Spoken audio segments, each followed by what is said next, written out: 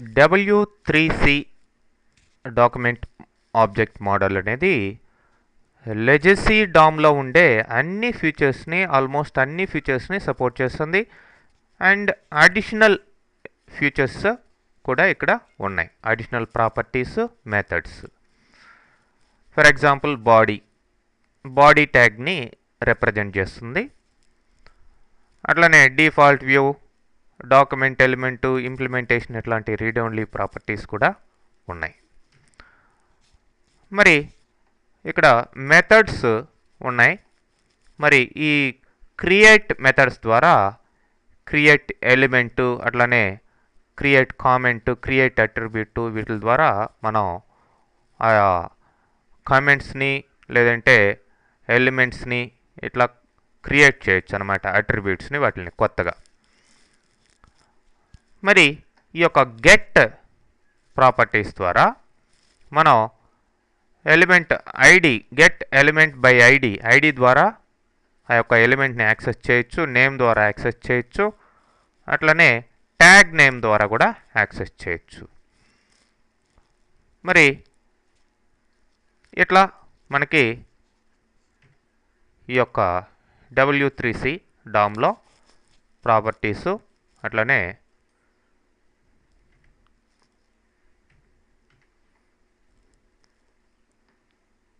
Some methods కూడా ఉన్నాయి. మరి ఎగ్జాంపుల్ మనం గమనించినట్లయితే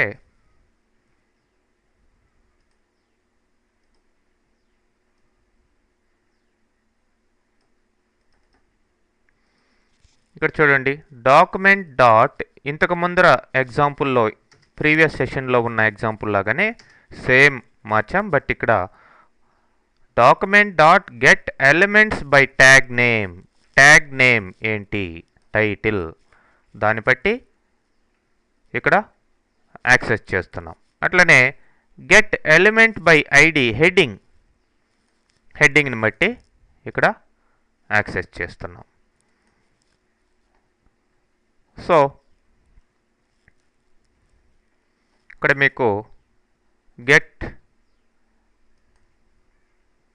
బై ట్యాగ్ నేమ్, టైటిల్ అనే దాన్ని బట్టి, అట్లనే హెడ్డింగ్ని బట్టి, ఐడిని బట్టి యాక్సెస్ చేస్తున్నాం. మరి వీటి రిజల్ట్ ఎలా ఉంటుందో ఇక్కడ గమనించినట్లయితే చూడండి, ప్రీవియస్ ఎగ్జాంపుల్ లాగానే ఉంది. బట్ ఇక్కడ క్లిక్ మీ అన్నప్పుడు ఏంటి, ఫస్ట్ అలర్ట్లో మనం టైటిల్ ఏంటి, డాక్యుమెంట్ టైటిల్లో ఏమి ఇచ్చున్నాం, ఇది డాక్యుమెంట్ టైటిల్ అనేది, అది ఇక్కడ రావడం జరిగింది. దేని ద్వారా, బై ట్యాగ్ నేమ్ ద్వారా. అట్లనే heading, get element by ID, this is main title. ఇది హెడ్డింగ్ ఏంటి, ఐడి ఇక్కడ హెడ్డింగ్ అని ఇచ్చాం H1కి. మరి దీన్ని బట్టి ఇక్కడ దాంట్లో ఉన్న ఇది రావడం జరిగింది. ఈ విధంగా మనం ఇక్కడ యాక్సెస్ చేయొచ్చు అన్నమాట ఆ యొక్క గెట్ మెథడ్స్ ద్వారా. మరి ఇట్లానే మనకి IE4 డామ్ కూడా ఉంది. సో ఇక్కడ ఇంటర్నెట్ ఎక్స్ప్లోరర్ సంబంధించి వీటిని తీసుకోవడం జరిగింది. ఇక్కడ ప్రాపర్టీసు,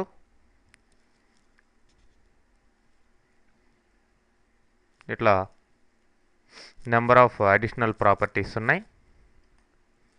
అట్లనే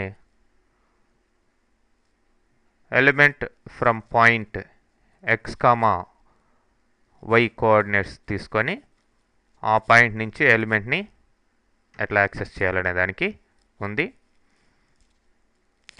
చూడండి, ఇక్కడ ఆల్ అనే ప్రాపర్టీ ఉంది. an array of all element objects within the document, అన్ని ఆబ్జెక్ట్స్ కూడా వచ్చేస్తాయి అన్నమాట. మరి దాని ద్వారా ఈ మెయిన్ అరే ద్వారా, ఆల్ అనే అరే ద్వారా మనం వాటిలన్నిటిని యాక్సెస్ చేయొచ్చు. ఓకే, ఇంకా ఇక్కడ parent window, states, ready states, loading, completed ఇట్లాంటి ప్రాపర్టీస్ అంతా ఉన్నాయి. కంప్లీట్ అంటే డాక్యుమెంట్ కంప్లీట్గా లోడ్ అయింది, లోడ్ అవుతూ ఉంది. రెడీ స్టేట్ ఇట్లాంటివి స్పెషల్గా ఇంటర్నెట్ ఎక్స్ప్లోరర్కి ఈ ప్రాపర్టీస్ ఇవ్వడం జరిగింది. మరి ఎగ్జాంపుల్లో మనం చూసినట్లయితే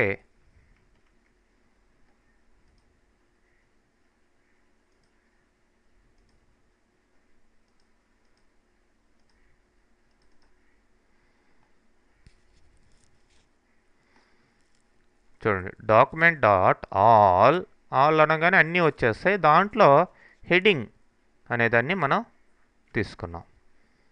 మరి ఇక్కడ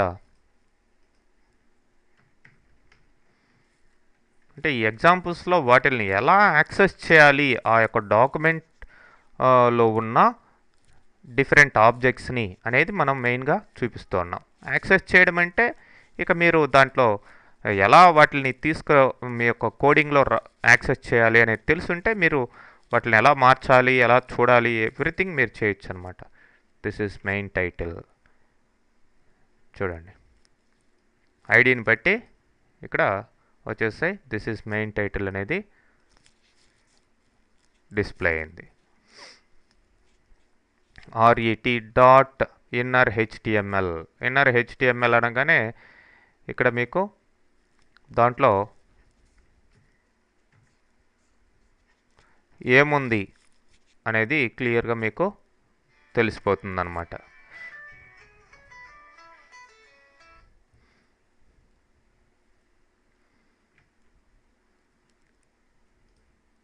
ఆ యొక్క ఆబ్జెక్ట్లో లేదంటే ఈ విధంగా కూడా documents dot all dot tags of P. All dot tags అంటే ట్యాగ్స్ మొత్తం తీసుకుంటుంది. దాంట్లో పి అనే ట్యాగ్ ఏంటి అనేది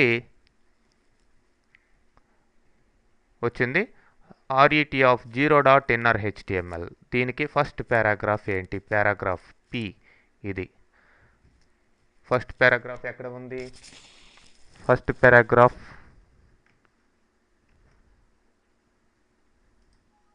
ఇది. Click the following to see the result.